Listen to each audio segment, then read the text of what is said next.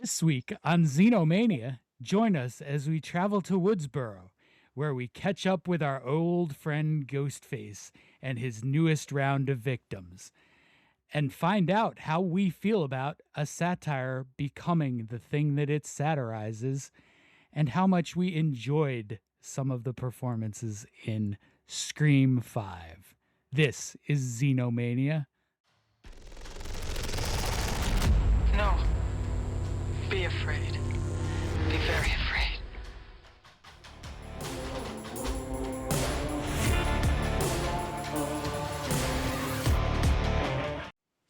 In there too. Like that's the game in my top 5 are like almost 2 pages themselves. Your notes are ridiculous. That's acceptable. Absolutely.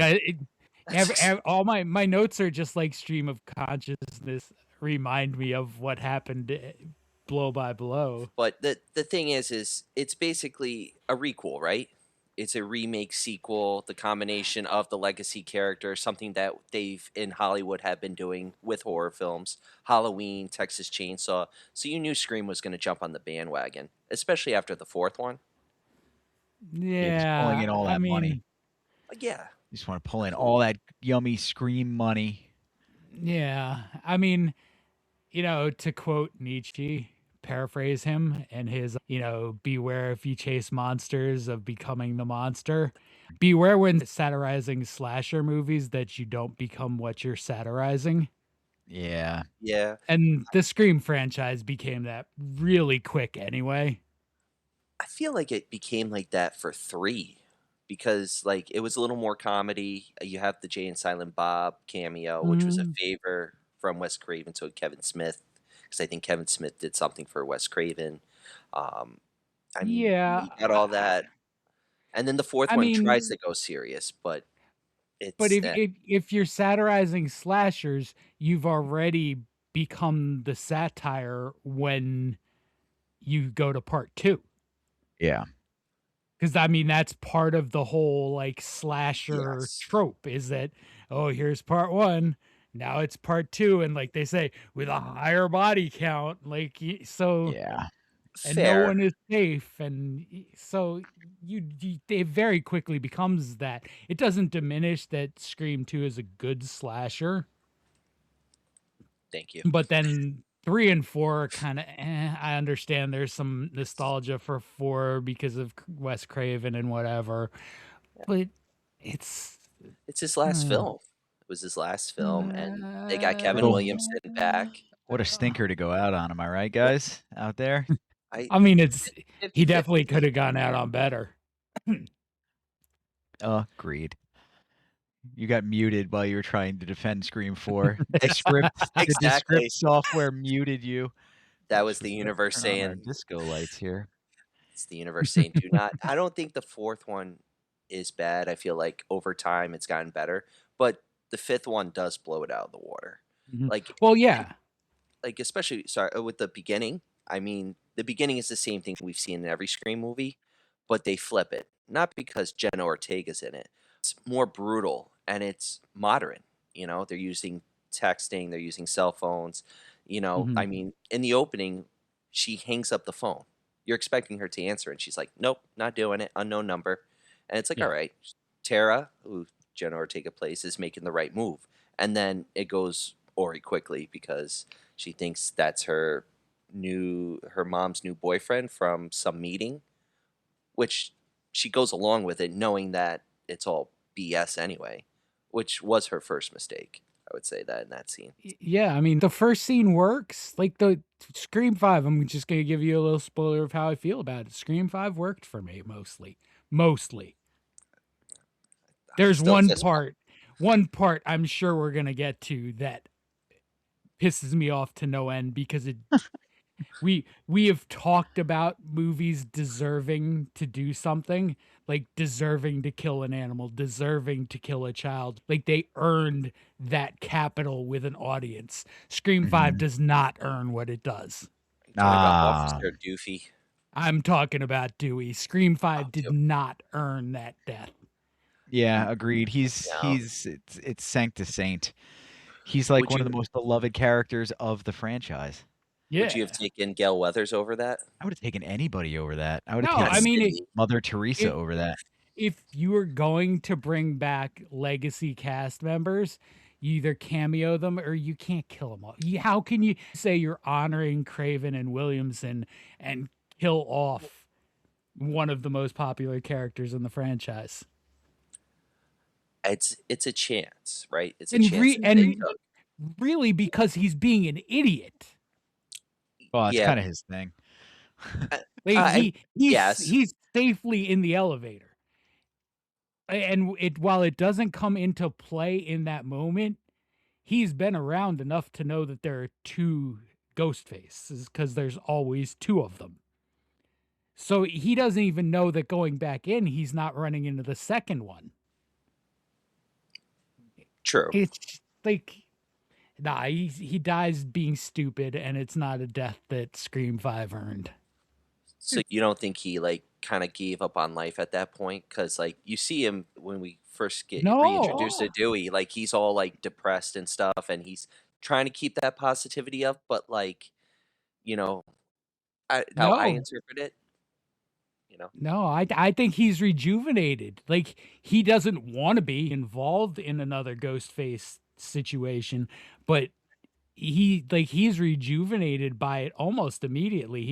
He kicks Sam out of the house and like, oh, I'm not doing it. I'm not gonna help. And like, he texts Sidney and he texts Gale, or he calls Sidney and he texts Gale.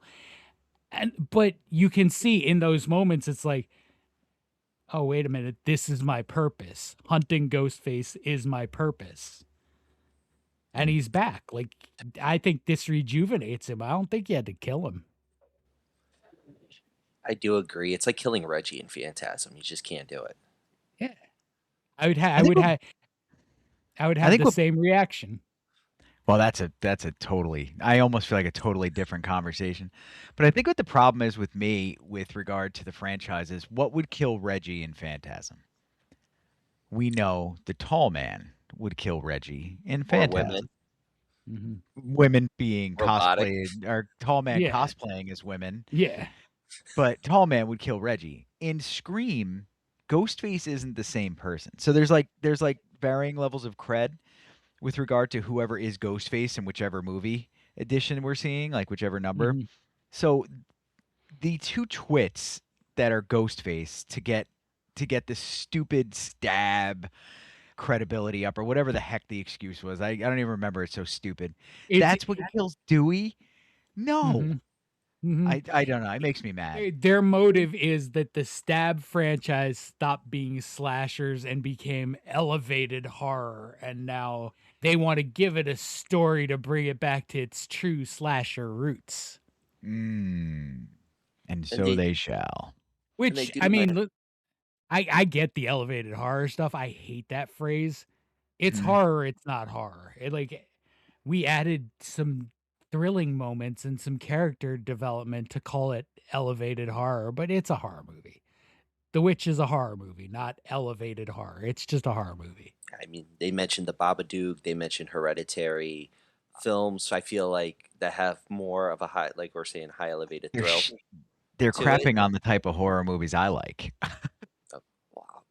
Yeah, I like don't the agree with erudite ones. I like the oh yeah, I know you don't. Well, your net is way bigger than mine. You like a lot of different things. You're a huge fan of slashers, big fan of really bad body horror like Bring Her Back. Necrophilia. I think you like that movie. Well, that's just what you do on Saturday. But but no, that's why I always defer to you guys. I mean, I will say I defer to John usually first because you're like the vault, and John and Ryan, you're right behind him. Like you guys just know everything, but you really do enjoy such a wide swath. When I see movies like this, it's like fun time. It's the ball pit at Burger King. There's not a lot to it. You roll around, you get germs, you're having a great time. This one was better than the other Scream movies because I remember the Scream movies really starting to suck. I'm assuming 4 was the last one I saw before 5, but it was like a million years ago. Yeah. 2000. Yeah. I mean, that was like 12 national crises ago. who knows when. I don't even know how old I was. I could have been in preschool or I could have been 27. I don't even know anymore. I mean, listen, I feel like You it's don't have to been do the math. 12. I know how old I was, Ryan. It's been like 12 national crises since the last time we recorded an episode. Yeah, fair point. Yeah, true. How's everybody's portfolio looking? Tax returns looking good? Mine's not. Something happened. There's been a change. Jumped. Yeah, usually Oil the went number's up. green. Usually it's a four-digit green number. This year it's a 4-digit gray number. Things are great. We're doing fine. Yeah. Doing fine. I wonder if I can write off my movie purchasing. Probably not. Based on what shenanigans I tried tonight, trying to find deductions everywhere. No, probably not. Because we don't have a capital gain. Well, whatever. So back to the less scary thing. Scream 5. So what do you guys think about Jenna Ortega leading the charge on this one, though? Do you think she's part of what carries this movie to a higher level than Scream 4? Yes. She works. I like her. Yeah. Yeah, I like her as an actress too. It's different because like you see her like if you're going back to Scream 4 real quick, and it shows that like whole universe, the stab movies have gained progress, and there's so many of them. With this one, sorry to rewind real quick. With the Scream 4, you know that they're gonna die. With Scream 5, you're in that like, is she gonna die? Is she not? Because the screen goes black after that final stab. And to quote John, if you don't see a death on screen, that doesn't mean they're dead or not. Yeah. So when you see that, so you see that and you're like, okay, this is already changing because you don't see the death in the beginning. And then you're like, oh, she's in the hospital because we get introduced to Sam, her half sister, and she's living far off from her because of past occurrences in their family life, and she's kind of the badass. I do like Sam. I think she was a great protagonist, comparable to Sidney, but more with a badass edge instead of Sidney being like the Jamie Lee Curtis, like, final girl, and then building up. Sam right there is already a badass, which I liked. Yeah, like Sidney is like pure innocent in Scream in the first one, and Sam at this point is I don't even know if I'd go quite to badass so much as troubled and jaded and disturbed. Okay. You know, she knows truths about her past that are troubling, that that she is Billy Loomis's daughter. I love that too. I think that's a nice touch, and I like she has visions of her father talking to her and sort of encouraging her towards not positive behavior. Yep. And she's dating the son of Hollywood royalty in this movie. Randy Quaid. Jack Quaid is, I believe, Bitter's full. Jack is Dennis's son. Dennis Quaid, sorry. Dennis Quaid slowly morphed into Randy Quaid. Yeah, if you yeah. Pay attention. Which means that Jack probably will too. But for now, outside of this, where he's kind of like geeky, he's sort of blossomed into like a fairly handsome leading man type in action stuff. Yeah, they do a nice job casting this. We get another Hollywood offspring. The return of Mason Gooding, who's becoming a regular on this show. What else has Mason Gooding been in for the first time listeners? Hard Eyes. Yes, which you should listen to next. A very similar character, I think. Like maybe not as like smarmy, like charming in Scream 5, but it's a very similar character type. And he and Mindy are Randy Meeks' niece and nephew. Which I love that they keep tying things together into, you get cameos which you don't even know you're getting until you look at credits.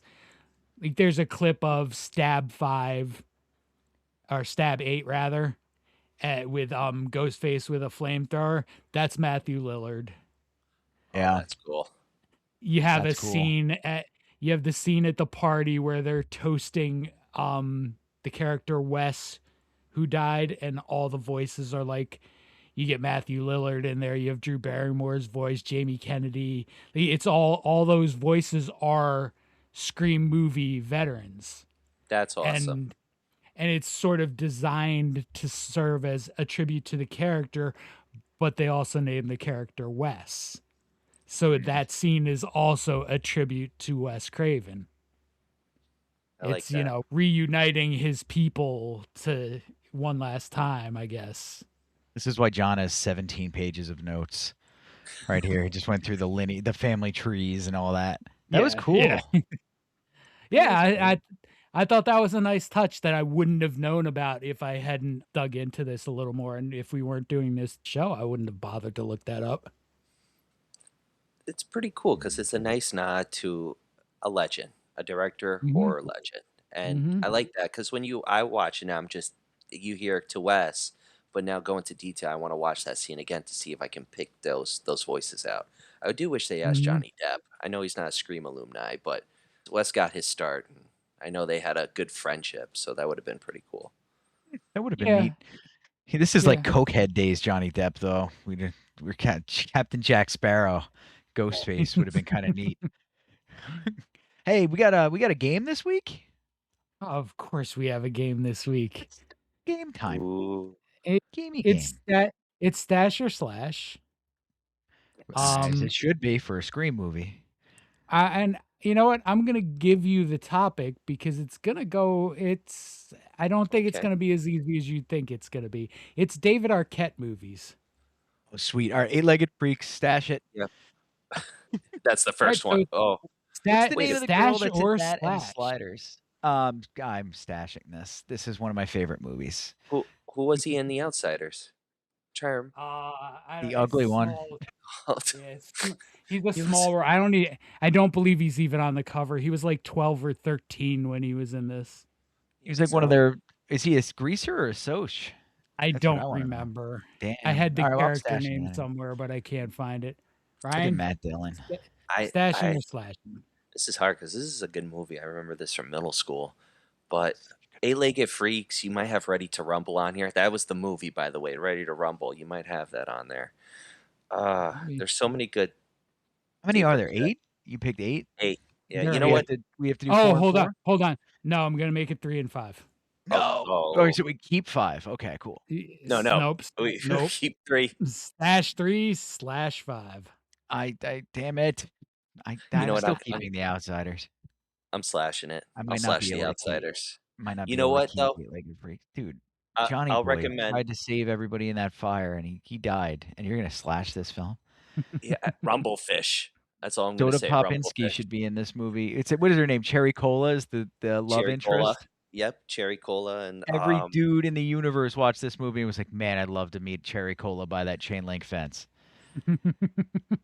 Such I'm thinking of the ending and stuff, and the book. Read the book first. I like that the one Soch pulled out a knife during the brawl, and they all gang beat him because he broke the rules. That was like my favorite part of the book. Honor among thieves, kind of thing. All right, anyway, enough of The Outsiders. All right, so you each have. Ryan has a slash and Kearns has a stash. He slashed this Ford Coppola movie. What a loser. Oh, hold on. Graceland. 3,000 Miles to Graceland. I legit love this movie. It's so stupid. It's so dumb. It's so silly, but I love it. It is. Kevin Costner. I'm slashing this too, though. I gotta slash it. Yeah, we know what's coming up. We know we got so many goodies coming up. This is a nice movie, though. If you haven't seen this movie, like do a double feature. Do like 2 Wong Fu and 3,000 Miles to Graceland in the same weekend or something. That's actually a really good double feature, actually. Yeah. That is a pretty good one. Yeah. Thanks, Julie. All right. Next. Ravenous. Robert Carlyle plays such a good bad guy. Is he the bad guy in this? With his deep voice. I don't think there's really good guys in this one. That's a fair point. What is Bible this? Is the only option. You haven't seen Ravenous? This is like a frailty thing, I think. Yeah, no, I've never even heard of. No, I never. no. Yeah. Well, like Think me more not like hearing the about it. Revenant. Closer to Yeah. the Oh, mark. well, You'd like this I'm movie, really. Ryan. You See, I'm would really definitely against like not this seeing it. movie. It looks cool. The cover looks cool. I The saw this around the same poster. time I saw Brotherhood of the Wolf, and I always talk about that. Like that's that era of movie making that I really like. Mm-hmm. All right, this is When they going put on a the lot of list. time into these scripts and stuff. I'm gonna have to slash it, but I like this movie too. How many I'm gonna slashes? maybe I'll stash one that has him on the cover. or Arquette. It says and David Arquette, the little and feels like an Mhm. insult. He's almost like comic relief in this. Yep. Hey, 1-800-collect. I'm gonna slash it. I got to. I'm gonna I be mean, you fair. I've haven't never seen seen it, it. so how can you? Yes. I mean, I could be a rebel, but no, not this time. All right. Next, OG Buffy. I love this movie. I'm keeping it. Pee Wee My first Herman seat. when the death scene. It's like the He's best dying. part. It's the best part of the movie by far. I'm slashing this one too. Even though it's got that amazing David Arquette vampire moment. So you both have 2 and 2. I Wait, stashed another one? I don't think I stashed another one. No, you have 2 stashes left and 2 slashes left. Oh, God. Oh, okay. I was like, wait a minute. When did I? Holy crow. I don't remember stashing anything else. Next movie, there it is. Keep. Yeah, I'm doing stash. it. I'm keeping it. Just for the I had such a crush on the girl from Sliders that's in this movie as the female lead, and it's just ludicrous how hot she is in this movie. I don't even care that I'm saying this on the podcast. Is that her under the spider, actually? Yeah, yes. I think so. I don't think you're going to make it, darling. There's a lot behind you. But middle school. Shout out to Sliders, by the way. Yeah, say middle school me just was like fascinated with the huge spiders and thinking, man, I hope these people survive this, and being like, I hope someone like gets killed at the same time, because it's like the spiders come out of nowhere. It's just they're ravenous, and you're like, there's no hope. But no worry.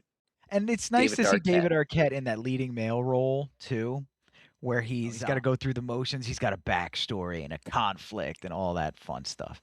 When he's usually the side guy. Yeah. Eight-legged freaks. This was fun to watch. Yeah, this is a fun one. It's not arachnophobia, and I think that tripped some people up initially, but it's fun. I mean, did they think it was going to be? Arachnophobia is a movie that legitimately made it hard to shower for a while. This is CGI spiders the size of like sedans. Yeah, yeah. This is more like similar to like the 50s giant insect movies. Yep, and it works. Yeah, I can't wait for us to cover that. It's a good hang. All right, so I only got one left now.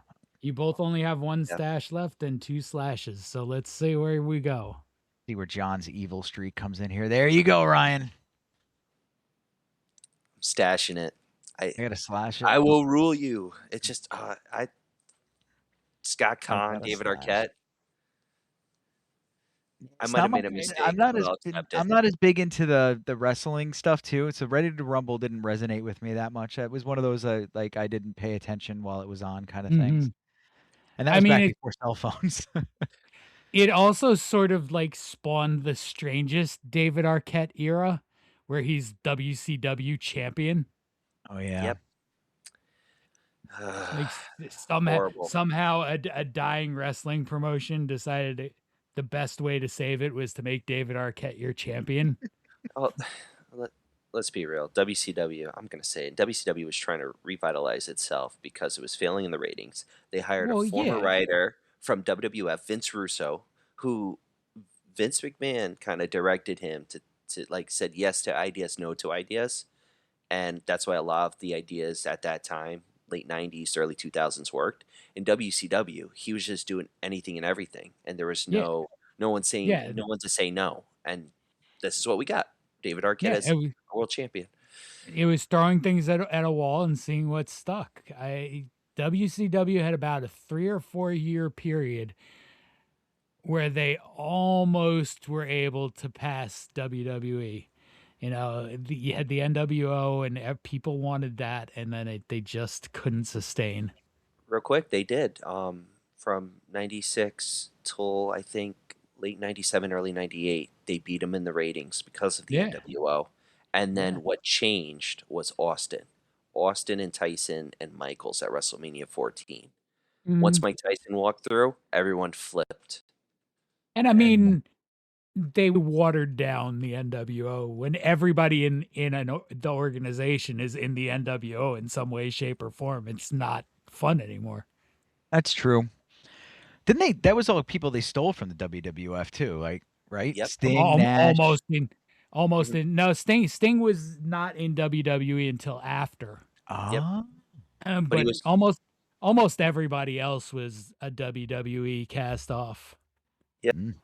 Hogan, Nash, Hall. You're running from Vince, Vince and his empire.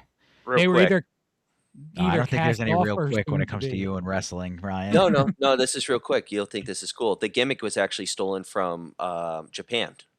It was done in Japan first, and then they saw it and took it to use in America. So that makes sense. See, it was quick. That was quick. You're right. You are right. Right. You know those Japanese luchadors, right? It's a old Bushido word, luchador. El Grande Americano? Yeah. He speaks perfect Japanese, everybody. He does, and Mexican. And Mexican.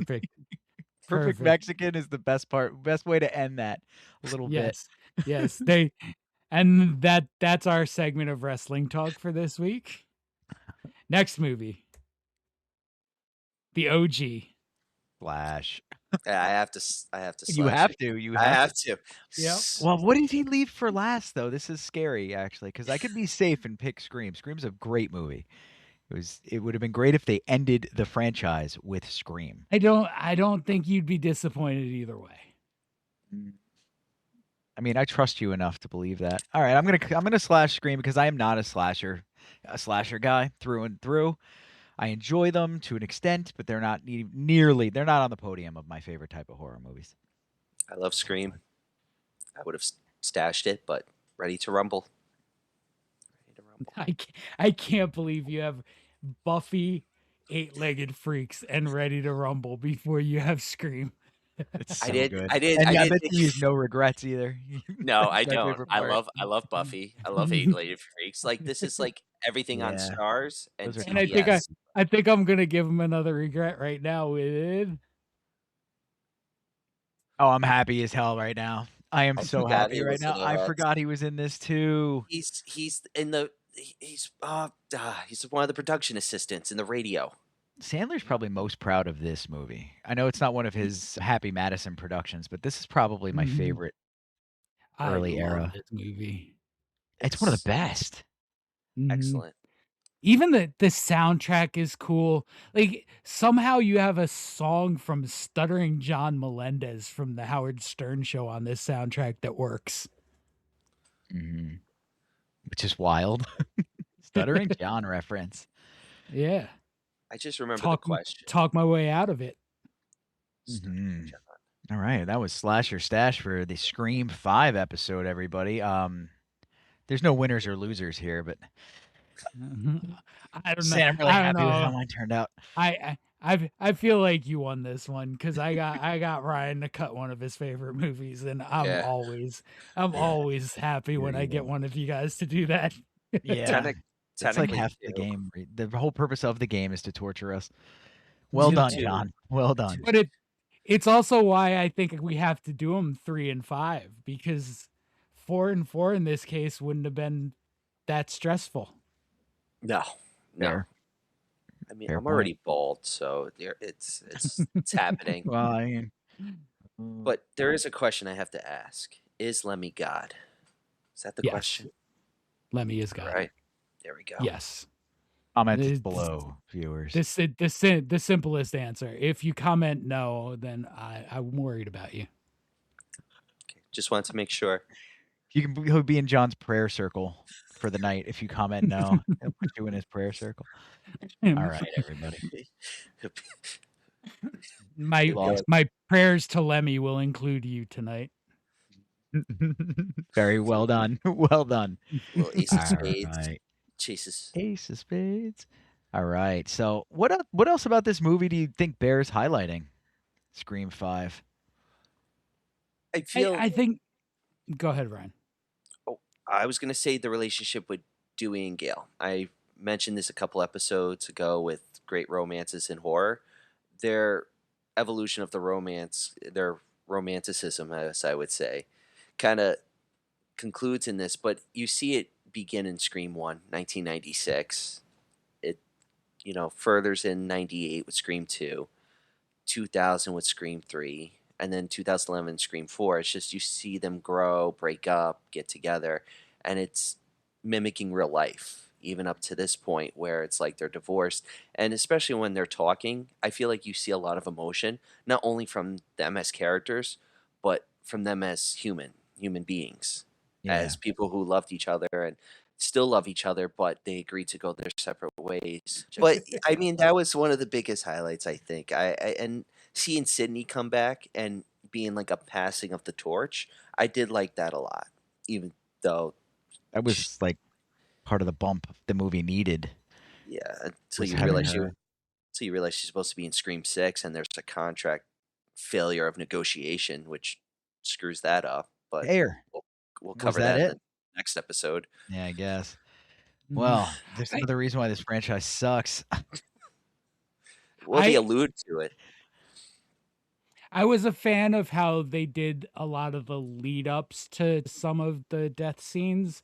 Like Wes's in particular, they give you a whole bunch of like, oh, this is the moment he's gonna close the refrigerator and Ghostface is gonna be there. He's gonna close this door and goes like they misdirect you almost to the point where you're like, oh, maybe Ghostface isn't gonna get Wes. Maybe Ghostface was only gonna take out the sheriff. Yeah. I love but they did that with a couple of scenes. They sort of, and I like the scene in the hospital up until they kill Dewey. Like, I like how they handle, Tara injured, trying to hide in a wheelchair, and Sam getting there just in time with Dewey to save her, and Ghostface is giving her like the real Sophie's choice. Like, I can kill your boyfriend, or I can kill your sister. You choose. And it's like that worked for me. Choice. Rachel or Harvey. We should reappropriate Sophie's choice. Rachel. Anyway. And there's a few scenes like that work. I like some of the stuff at the party at the end. I think where they lose me a little bit, aside from Dewey, is the killers are kind of too dorky for me.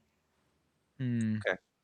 Like, we've already talked about Jack Quaid looking kind of geeky in this role, and Amber, played by Academy Award winner Mikey Madison, is, she's fine. Her acting is fine, but the character is just like, you're annoying. You don't come across as Ghostface to me. You're just annoying.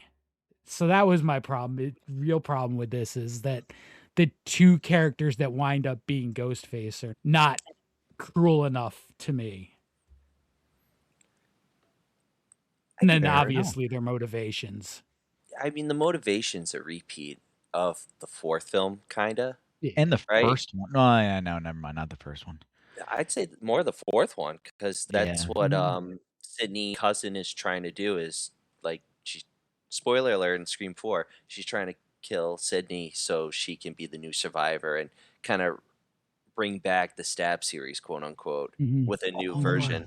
And this is what I have a problem with this franchise. All of the motives for them, except for the first one, which is satire, so it is inherently stupid too, but it's like, okay. All the motives for the Ghostface killers are stupid. They're so dumb. They take me like kind of right out of it. I know that you're supposed to kind of have suspension of disbelief. Aunt Jackie, yeah. She's trying to get back at Roseanne for her anti-MAGA statements or her MAGA statements. Isn't that? I think Aunt Jackie's hyper liberal, if I'm not mistaken. Yes, So I there's a think bit she of a is, conflict there. Yeah. And I have a question for you guys. Based on through the whole movie, they refer to Billy Loomis as a serial killer. Was he really a serial killer, or is he more of a spree killer? Spree. He's Yeah, more serial spree. killer is a pattern killer with breaks between slayings. That's ritualistic. Yeah. This could be considered ritualistic. Ooh, let's Mindhunters this bitch. So It can be, but it was more revenge. It was he more molested revenge. by his mother or annoyed by her sufficiently to become a serial killer? That's the real question. His father left the family because his father was hooking up with Sidney's mom, who was, I never killed anybody, so that excuse doesn't my count. language, the town whore. Mhm. Yeah, his dad left, and then he hated Sidney for it because his mom was the town bicycle. Yeah. Let's think here. I think it's clear cut that it has to be Spree, but I'm sure I do there's too. I people out don't there think that make an argument. I don't think he's a true serial killer. I think he's a spree killer, which sort of takes 3 or more, it right? diminishes my one of my favorite lines is, you know, at the end when Sam does some stabbing of her own and she never F with the daughter of a serial killer. Like I like that line. I like that line, but it should be spree killer. But it doesn't roll but that's off one of the those tongue. things. That's one of those things where exactly, where you kind of have to give it to her. Don't mess with the spree killer. What, a It would shopping ruin it. spree? Like, we're gonna give the colloquialism. We're gonna use that on this one. Yeah, we're gonna use the phrase people know about more, and we're gonna go there. That's fine. Go there. Great question, though. That was fun. That's a good question. Also, I can sort of give you a little anecdote that came about at the end of watching this, and we can go into another topic briefly if you guys would like. So Allison and I finished watching this Wednesday, like shortly after we had heard about James Van Der Beek passing. Okay. And we so afterwards we're sitting there thinking, and I had a memory of him in a Scream movie. Okay. I was like, I said, I went looking for it, and I'm like, I can't find it. Was it uncredited? So I asked Allison, hey, do you remember him being in a Scream movie? She's like, she thinks for a minute. She's like, yeah, he was definitely in a Scream movie. He's not in a Scream movie. He's not at all. So I think, working it around in my head, I think I attached him to the scene in Jay and Silent Bob. That's what I'm thinking too. And then attach Jay and Silent Bob to a Scream movie and just sort of put them into the same movie. So Allison says, wow, we just Mandela affected ourselves. Yeah, you did. Yeah. The government didn't even need to help this time. But Bernstein Bears. Isn't that all the Mandela effect is a group delusion? It is. It's true. And my major issue with stuff is I make connections very easily, and when one of those is forged incorrectly, it is very hard for me to shake it. So I would believe that for like the rest of my life. There's like a Shazam one I think I have. Sinbad, really bad one. Sinbad, yeah. That existed. That existed. Like, I watched it. That was not Shaquille O'Neal. You saw Shaq as a genie, and you saw Sinbad and some other stuff. That's what you saw. That's what the Mandela, you get it mixed up in your brain, and then you bring it up to somebody else who's gonna. People will generally go along with your memories because they're your memories, and then you impart your memory on somebody else, and now you're creating Mandela effects. Bernstein Bears. Bernstein. It was always that one. I was like not Bernstein. Berenstein Bear, or what is the other one? With the one that has marmalade. I wasn't a proper bear person. I slummed it, not with the British bears. Oh. No, I didn't do Winnie the Pooh. None of the British written stuff. Never did any of those. Pooh's good. Thomas is good too. I was like the white trash bears. The what are the ones? The Brother Briar bear. and those ones, they were like the West Virginia bears. The Outback Woods bears. Those are the ones I had. So they were all cousins and siblings. Wow. Yes. And spouses. Interspecies and all sorts of goodies. Not Bob I Billy. hope our listener base isn't from that area. If you're Mothman people, please don't get mad at us. We love you, West Virginia. You're easy to make fun of. I do love West Virginia. I do love West Virginia. I worked there many times, and it is way It's less almost scary heaven. than some other places in this country. Mississippi is the worst state. What was that? Right. Well, I got a question for you guys because they make a comment in this film, and it got me thinking.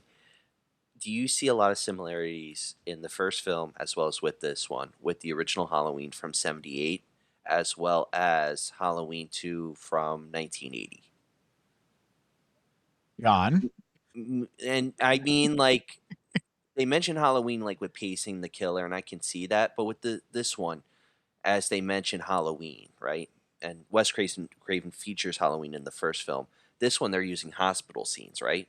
Which is very most apparent in the second Halloween. And by them mentioning that in this one, and this kind of being not a direct sequel to the first one, but 3 films down, like, I don't know if I'm the only one seeing it. I'm just curious if you guys saw it as well. I understand when you bring it up. I had not thought of it. Yeah. I could see how you put those pieces together. Yeah, there's some parallels. I was nodding when you brought it up because I thought you were going to go to the 2018 Halloween, where it's, revitalized with a younger generation of recognizable actors and fair. And it's also quite bad. 2018? No, I liked it. I like 2/3. I like 2/3 of that Halloween trilogy. 2/3. They didn't stick the landing, but Halloween 2018 and Halloween Kills. I love in Halloween Kills that hospital scene, especially with when it was released, just works so well. And I would recommend the director's cut because the ending is it's much better than the original ending, where I feel like in the theatrical, it just kind of like drops dead. But in that, the director's cut, you get like that face off kind of from a distance between Michael and Jamie as she's doing her own voiceover after he kills basically the whole town. Mm-hmm. It's so easy. I'm going to keep doing stuff like that to you when I know it's going to rile you up and give us like 8 minutes of content. I'm just going to say stupid shit. Oh, I think those were a real breath of Bring Her Back is a pile of garbage, and so are you. So hey, listen, I sent you a video of these beautiful VHS tapes. I don't know if you even went past the other because there was a beautiful weapon. There was a beautiful weapons one, but it started with Bring Her Back, which I knew was going to get him. But I was like, hopefully he'll go through it. No, did you go through it? Because the weapons one was beautiful. I did go through it. Right. But I still hate you. So I think those Halloween movies, those 2018 Halloween Kills and whatnot, are better because of how bad the Rob Zombie ones were. Well, yeah, that too. Yeah, that too. Yeah. Especially that one didn't rile them up. Especially I knew you'd two. agree with that. Yeah. Especially two. You don't like Swole Myers? Well, one I like. Two, the fridge. One's okay, but I mean, one has the ongoing Rob Zombie weakness. He can't write women. Yeah, he talked about this in I think 3 consecutive episodes, by the way, which is funny. Every time he comes up, that's. Didn't he do a decent job with the Dragula? That was about it. That's where it ends. No, he did a decent job with Dragula. House of a Thousand Corpses is garbage. The Halloween movies were garbage. Are you going the Lords radio of Salem? Lords of Salem. It's better. It's his writing of that female is better, but I think it's only because he's writing it specifically for his wife. Fair. The Power of Love. Which she outshines. I mean, she outshines as much as she can outshine. I mean, she's also the other big weakness in his movies is he keeps casting her and she's not very good. No. she was okay in Halloween. Baby Firefly, she does a decent job, but I feel like that's including her own personality, minus the killing in that. And he kind of lets her, like, those movies, I feel like he lets them let loose. And of course, you got Bill Moseley leading the pack, so, like, there's a little control there, but I think you got Sid Haig, too. Yeah. Let's do some reviews and flush this turd. Absolutely, We're doing an episode on Halloween now. This is not a turd. Before we give you ours, let's see what some other people thought. I actually have 4 this week because most of them are pretty short, and there are a few real winners, such as this 5-star. Ooh. Success in 1 hour and 54 minutes with 23 exclamation points. Wow. You counted them. I counted them. Do you know how hard it is to count exclamation points? How on are a your computer eyes? screen? How are your They're eyes not just good. straining? They're not good. R for some sexual references, language throughout, and strong, bloody violence with a lot more than 23 exclamation points and a 1. This guy loves strong, bloody violence, everybody. Yeah. He's a he also needs to take his meds. Who's the next one? 5 stars. Damn. It was awesome. Had some kids actors in it, including Cuba Gooding Jr.'s and Dennis Quaid's Soon in it. Love having Oscar-winning actress Mikey Madison as one of the main antagonists. It says Soon. Soon. Wouldn't it be cool if they merged those 2 sons together? Or the 2 kids, together into like one being, super being? Cuba Gooding Quaid. Listen, that's kind of how that reads. Yeah, that's it. Kind of reads that their Soon is cast in this movie. It's an amalgamation of how can we combine their DNA? Okay, so now we're on to people who did not like this at all. 1/2 star. With a weak plot and an untalented new cast, this has to be the worst in the series. Sir, you did not see 3. Yeah. Should have just made it about the main cast instead of trying to hand the torch to a new final girl who can't act at all. Ooh. I think that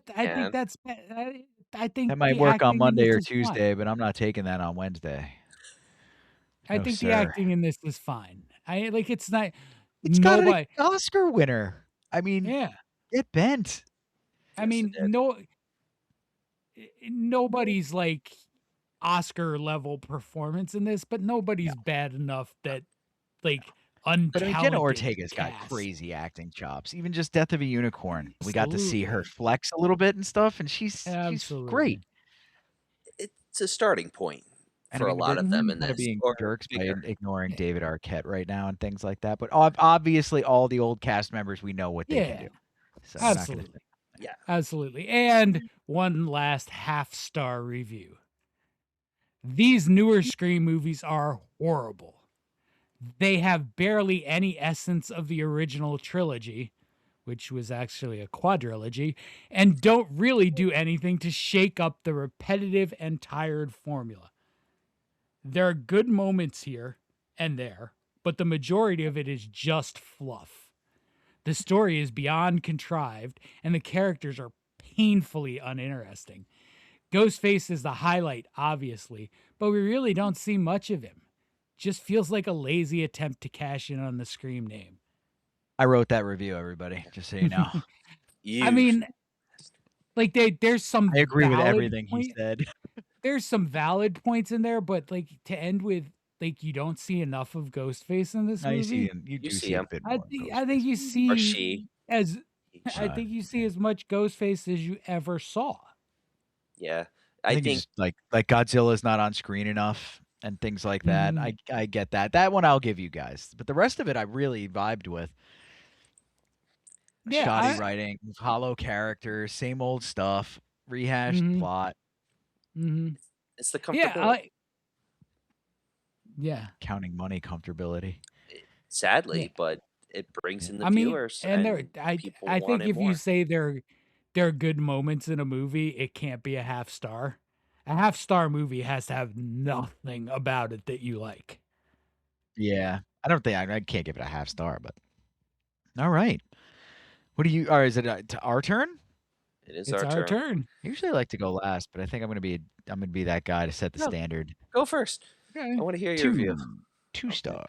It's 2 stars because it's just I just find it painfully unoriginal to continue making these movies. I'm sure Black Phone will end up in the same spot soon and things like that. And I just can't with this. How do you make 7 movies, 8 movies off the freaking Scream franchise? How do you even do that? We're not talking 10 Phantasm here. How do you make 10 Jason Voorhees movies? Exactly. But that is I don't know why, but I feel like that's okay. Like Leprechaun having as many movies is also okay, but this isn't. And I don't know why. I feel like it's because the first movie was a work of art and they destroy it after doing too many iterations. 2 is more than passable. It's a good movie too. And we already talked about 3 and 4. 5 is good. Of all the ones we've discussed, other than 1, 5 is the best. It does all these things well. It gives you that nostalgic feeling. Other than watching 1 over again, I think 5 was my favorite. But it's just I'm so tired of it. That's me. I'm gonna stop with my curmudgeoniness. So 2 stars. No, fair bet. You're fair. It's fair. What do you got, Ryan? 4. 4. The reason why is let me explain. You 4. You know I'm a big fan. Halloween, I'll wave a flag for, and Scream. I do like Scream. It's a guilty pleasure for some, of course. That I won't rehash like we discussed, but you see the first one, you love it, and the best thing is the second one because 3 and 4 don't hold up. So walking into it, I was like, am I gonna see this? Am I not? And I waited, and I saw it for $5 at Walmart. It was a Blu-ray. I said I'm gonna give it a shot, and it exceeded my expectations. And I was expecting something crappy. I was like, oh, it's going to be like 4. And it was fresh. You had new characters. There was legacy. The writing could have been better. There could have been moments that could have been better and changed. But it brought it back. And it's what I feel like there's something more going on here, Ryan. Where like the taquitos just cooked perfectly while you're watching. Did you get a little lucky maybe in the middle of the movie? Netflix asked you if you were still watching kind of thing?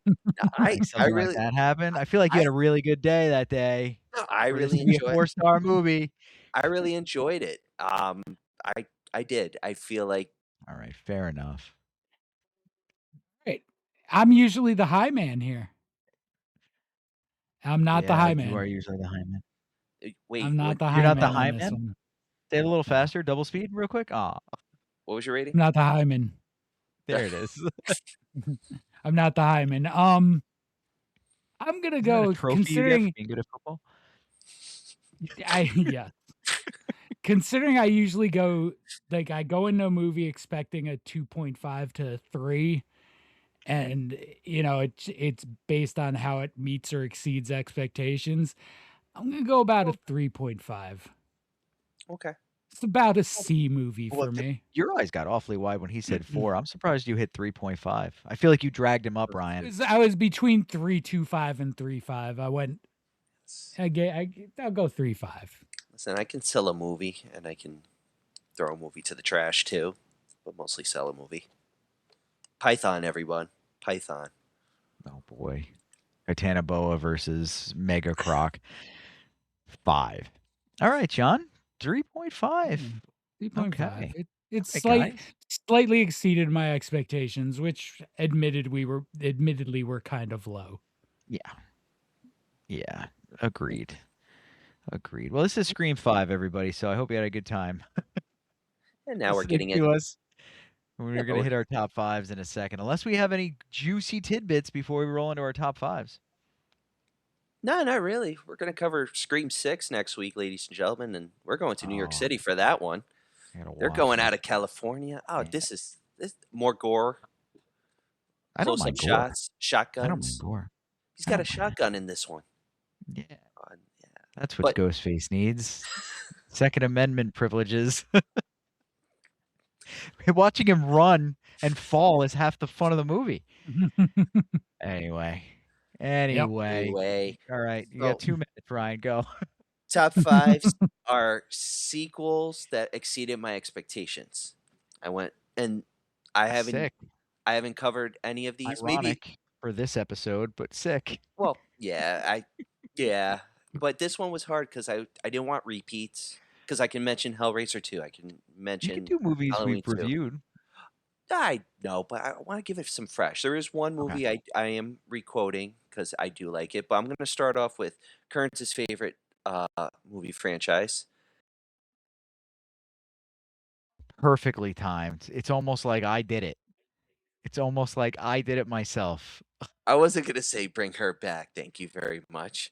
I was going to say Child Play 2 because it's a sequel that exceeded my expectation because you see the first one, you go through the whole thing, he gets, transfers his soul to a doll, Chucky, played by Brad Dourif, and then you start off with the sequel, them creating a new doll with his blood and its blood, and Blood. he gets reanimated. And watching it as a kid, I was like, okay, this is cool, but like I don't understand why this would make sense. Like I kind of get it, like you have to bring him back. But as I grew older, I have more of a respect for it, and it exceeded because it's like he's still doing what he's You doing. got about 38 seconds for your other 4 movies. It was a great comeback, and it's a great film. Plus, Don Mancini wrote and directed again, and that leads to my number 4. My next sequel to exceed expectations is Final Destination 2. The first one, you see it, death is everywhere. So how do you do the second one? How do you exceed the expectations? You have a friggin' log scene that lives with you for the rest of your life when you travel into Conic 84. Anywhere there's a highway. Like I-10, he could live anywhere, people, not just those 2 roadways where they intersect, but anywhere. Route 66. Yeah, there it is. Doc's Ryan. Listen, I got a classic on that. But again, like death is following them and they change it up. There's different scenes that kind of, as a viewer, you're like, oh crap, they're getting creative. But the log scene in the beginning still sticks, which leads to my number 3. How do you exceed a Dracula movie from 1934 with Bela Lugosi? You make a sequel in 1936 called Dracula's Daughter, and it exceeds my expectation. Again, I watched a lot of the Universal horror films as a kid because you see Bela Lugosi, you see Dracula, like this is like the main villain. How can you surpass that? And they do that by creating a villain who doesn't want to be a villain. She tries to burn her father's body after his death to cure her vampirism. And that's the whole thing. Like, she doesn't want to be a vampire and she's succumbing to the bloodlust. And it's also big for that time because it's a first LGBTQ movie because she's a lesbian. And that wasn't heard of, that wasn't shown on film, and Universal took the chance and made this film, and it's an underrated classic that I recommend people to watch. Number 2, I'll be quick. It's Son of Frankenstein. It's the 3rd film in the Frankenstein series. Came out in 1939, starring Basil Rathbone as the son of Frankenstein, bringing back the monster, played by Boris Karloff, because of Igor, played by Bela Lugosi. Exceeded expectations because you see the first 2. It's two great, and then you see the 3rd one. You're like, how are they going to do this? And they bring the monster back, and the ending is very memorable because of the castle falling, that simple Universal, and then they do Ghost, but it doesn't hit like Son. And that leads to number 1, Dr. Sleep. Oh, come on, I'm not that bad.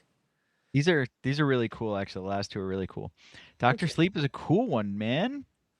Exceeded expectations because I know how the regular novel ends and how the novel Dr. Sleep is.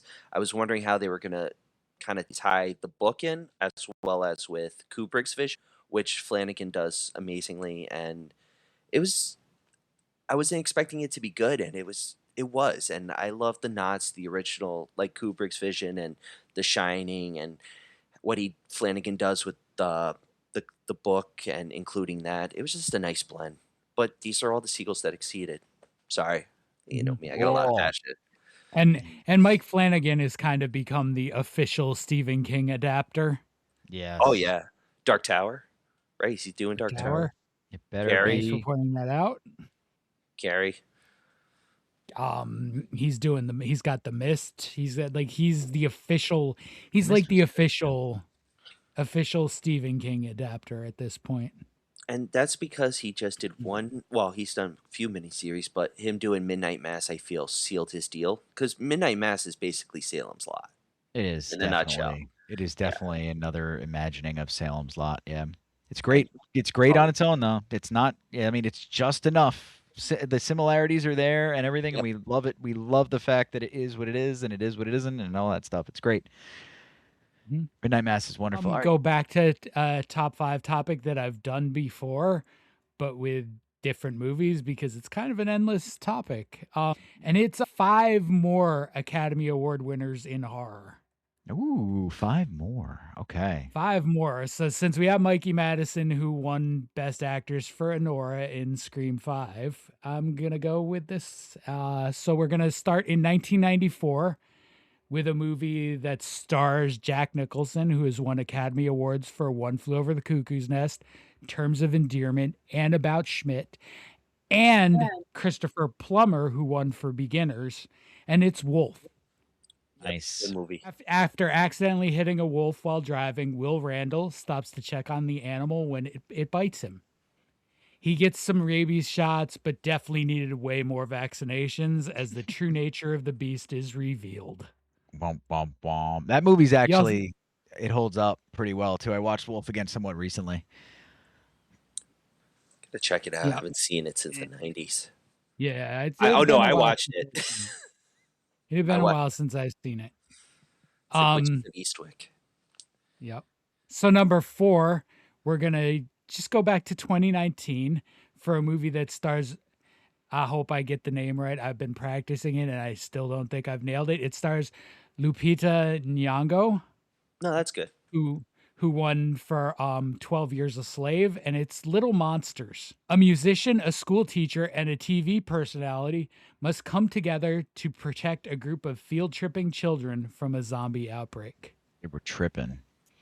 Yep, field tripping. Like it's this is a fun one. It's like it doesn't do anything significant, but it's a fun diversion. They do a nice job with it. It's funny. It works. Cool. My number 3, we're going to go back to 1976. And Bette Davis is in this one. She won Oscars for Jezebel and Dangerous. And it's Burnt Offerings. Oh, okay. So Bette Davis and her eyes star in this one. A family moves into an old countryside mansion only to find their new home contains an evil presence that may not let them leave. There's a pretty cool cast in this. A lot of like horror luminaries and cool cult actors and stuff.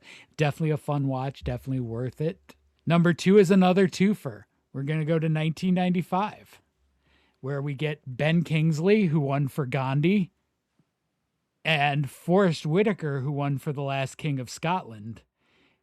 Coincidentally, 2 biopics. And it's Species. Great movie. God, I forgot. Yep. Another one that, like, don't let your 12-year-old watch that or you're going to have problems. Yeah, more than nightmares. Yep. Scientists attempt to catch a female alien who is attempting to mate with a male human and breed more monstrous, seductive, sexy aliens. You also get Michelle Williams in this one, was nominated for a bunch of Academy Awards, but has not won. And my number 1 is an actress I know we've all been sort of off the show raving about. And we go to 2009 for this movie. It's Emma Stone, who is won for Poor Things in La La Land, and it's Zombieland. Zombieland. She's like royalty at this point. When you're looking at her catalog and how it's growing, she's just crushing it. Yep. I mean, 16 years ago, she's making Zombieland. Yeah, it's wild. That was 15 years ago. Jesus. Yep. I mean, more. It's 17. 2009 is 17 years ago already, yes. So 4 survivors of a zombie apocalypse travel cross country to the promised safe haven of Pacific Palisades Amusement Park. The cast of Zombieland is really like, I mean, aside from zombies and like little bit roles, it's really 5 actors, and all 5 had Academy Award nominations. Yeah, they did. You have Jesse Eisenberg, you have Emma Stone, you have Woody Harrelson, Abigail Breslin, and the Big BM, Bill Mr. Murray. Bill Murray. Bill Murray. God rest his soul. No, he's still alive. Nope. Oh, all right. Not like Tim Curry. Got it. No, he's still alive too. Oh, okay. Good. Actually, I'm not even going to joke about Bill Murray because like Tim Curry's ill and whatnot, and it could happen, and we'd be like, all right, well, he was sick for a long time. Bill Murray goes, it's going to be a national tragedy. Did you see him on Hot Ones recently, real quick? Yes, it was funny as hell. They didn't train the gopher. It was just a wild animal. It sunk its teeth into my flesh through the mesh on my steel links in my glove. Anyway, all right, John. Great top 5s in a delivered in a timely manner. Might I add? You're a gentleman, sir. Gentleman. I try to get the crevices and stuff. I'm like putting cement down. Love a good crevice. All right, everybody, that's going to be Xenomania for tonight. Ryan's like, God damn it. All right, everybody. We'll catch you next time for Scream 6. Have a good one. Yeah.